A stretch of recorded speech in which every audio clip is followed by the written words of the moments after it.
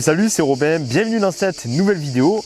Dans cette vidéo, on va voir ensemble comment économiser de l'argent. Je vais te partager mes techniques de crevard pour pouvoir arriver à économiser de la thune. Ce sont des techniques toutes simples, testées, approuvées et qui marchent. La première chose à faire pour économiser de l'argent, ça va paraître un petit peu contradictoire, je te l'accorde, mais je vais t'expliquer ça tout de suite. Donc la première chose à faire, c'est d'acheter de la qualité. C'est-à-dire que tu vas arrêter en fait de t'acheter des paires de chaussures par exemple à 50 ou 60 euros ou peut-être moins.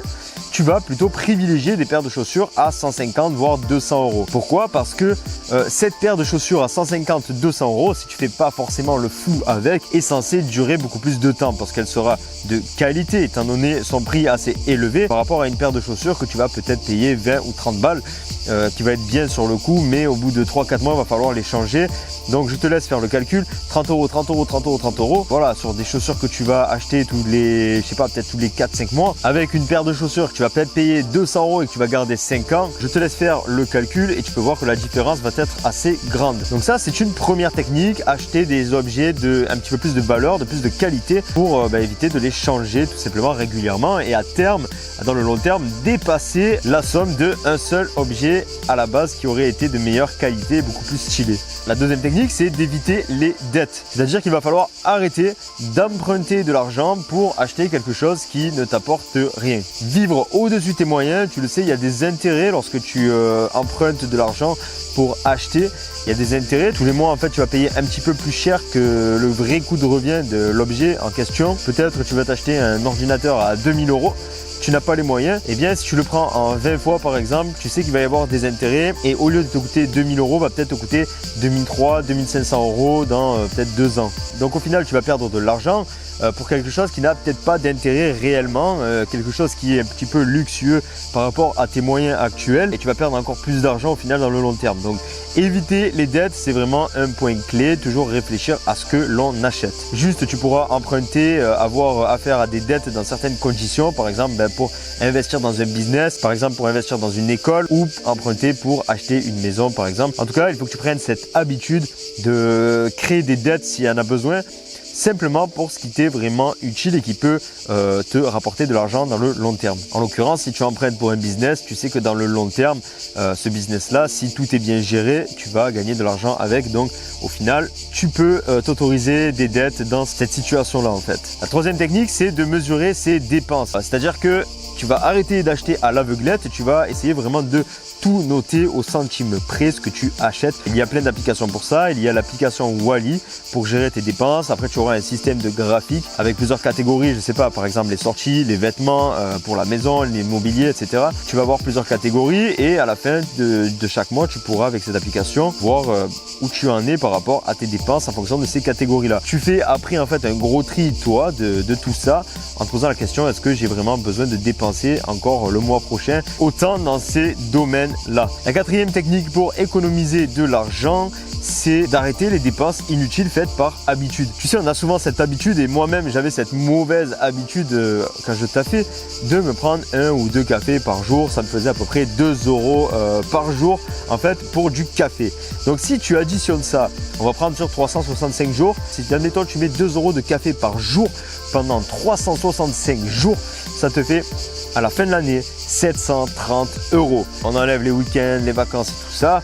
Tu en as au moins pour du 400 euros net, en tout cas pour du café. Voilà, à moins que ce soit un plaisir extrême, bien que voilà, je pense qu'on peut quand même se passer du café à la machine à café entre les pauses. Voilà, tu peux calculer un petit peu ces dépenses habituelles et te dire, ok, est-ce que c'est vraiment utile que, par exemple, que je paye ce café tous les jours, que je perde 400 euros à 500 euros par an pour du café, est-ce que c'est vraiment utile ou est-ce que ça serait mieux que je les mette de côté pour faire plus tard des sorties, investir ou partir en vacances. La cinquième technique liée un petit peu à la deuxième, c'est d'arrêter de dépenser plus que tes besoins. Pose-toi toujours cette question elle est vraiment vitale si tu veux pouvoir économiser de l'argent quand tu n'as pas beaucoup d'argent, c'est est-ce que j'ai réellement besoin de cet objet-là? Est-ce que vraiment ça va m'apporter quelque chose d'investir là-dedans, d'acheter ça? Par exemple, ça peut être des vêtements de luxe, Ça peut être, je sais pas, acheter des bouteilles en boîte de nuit. Ça peut être, même si ce n'est pas des vêtements de luxe, acheter énormément de vêtements tout simplement parce qu'il y a une promotion.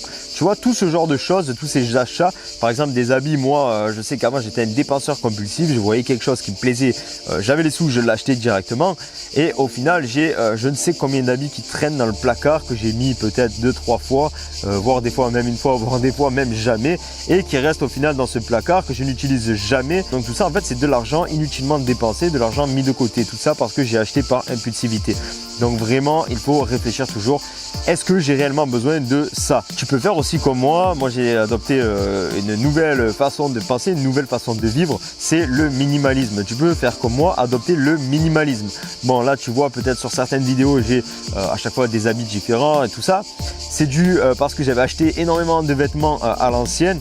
Maintenant je suis plus dans le, voilà, je vais m'acheter peut-être 3-4 t-shirts noirs les mêmes, tu vois, avec 3-4 jeans pareils. Je sais pas, je vais arrêter de m'acheter plein de matériel high-tech et tout ça dont je n'ai pas besoin. Je vais prendre simplement l'essentiel qui peut m'aider à évoluer, qui peut me servir vraiment au quotidien et pas quelque chose que je vais me servir une fois ou deux ou quelque chose que j'ai acheté pour le style ou parce que c'était à la mode. Achète vraiment ce qui est utile pour toi. Tu peux devenir minimaliste comme moi, acheter vraiment ce qui te permet de te concentrer sur l'essentiel. Tu vois, par exemple, je me suis acheté un iPad. Ça me sert énormément pour les vidéos. Ça coûte cher, mais je me dis dans le long terme, ça va être super essentiel. Et en plus de ça, l'iPad me permet de prendre des notes écrites. Donc, adieu les carnets, adieu les stylos, j'ai besoin que uniquement de ça. En plus de ça, je vais partir en voyage en fin d'année en Asie du Sud-Est pendant une durée assez longue. Donc je me dis, au lieu de m'acheter un ordinateur, je me connaissant, j'aurais acheté l'ordinateur plus ça, plus ci, plus ci, plus ci. Et au final, je me suis dit, en fait ça, je peux tout faire avec. Ça me permet de pouvoir lire dessus, ça me permet de pouvoir écrire dessus, prendre des notes. Ça me permet de pouvoir tout faire en fait, même comme un ordinateur, quitte à perdre un petit peu d'efficacité parce que voilà, il n'y a pas la souris, tout ça. Mais je me suis dit, je reste minimaliste, c'est léger, tu vois, c'est hyper simple, très élégant, c'est très intuitif. Voilà, tout simplement, c'est efficace et juste avec ça, je peux me concentrer sur l'essentiel, éviter d'avoir énormément de matériel qui me serviront à rien. Voilà ce que j'avais envie de partager dans cette vidéo avec toi. J'avais envie de te donner ces astuces-là, ces 5 astuces-là pour t'aider à économiser de l'argent, tu vois, quand on n'a pas trop de thunes. C'est des techniques un petit peu de galérien. Je peux comprendre que des fois, ça veut dire un petit peu se priver. Par exemple, voilà, tu vas éviter de sortir constamment, claquer ta thune en bouteille ou en alcool, en n'importe quoi. Sur le coup, tu vas te dire, bon, ça me permet de pas m'amuser, mais au final, à quoi ça sert de faire ça? Vaut mieux économiser maintenant, pouvoir réinvestir par la suite dans quelque chose de qui peut t'apporter beaucoup plus par la suite et qui peut t'apporter la vie désirée, que investir dans de l'alcool par exemple qui est éphémère et par la suite tu vas te retrouver avec 0 €, pas un franc sur ton compte tout simplement. Mieux vaut se sacrifier maintenant pour avoir une vie désirée plus tard. Voilà, si tu es intéressé par ce genre de conseils, donc être conditionné à réussir, tous les jours je fais une vidéo par jour. Je sors une vidéo tous les jours en fait sur ma chaîne pour te partager un conseil, une idée, une expérience, quelque chose que j'ai mis en pratique et qui marche dans le but d'atteindre la liberté mentale, géographique et financière. Donc si tu es intéressé par ça, abonne-toi, mets-moi un commentaire si tu en as envie, ça me fait toujours plaisir. Mets-moi aussi un like pour montrer que la vidéo t'a plu. Partage-la, ça m'aide énormément à me faire connaître et voilà, ça sera grâce à toi. Et en plus de partager la vidéo, tu peux aider des personnes, toi aussi, juste en faisant ça, ça prend 2 minutes. Voilà, je t'en remercie d'avance et je te dis donc à demain pour la prochaine vidéo. Vivons heureux, vivons libres. Ciao, ciao.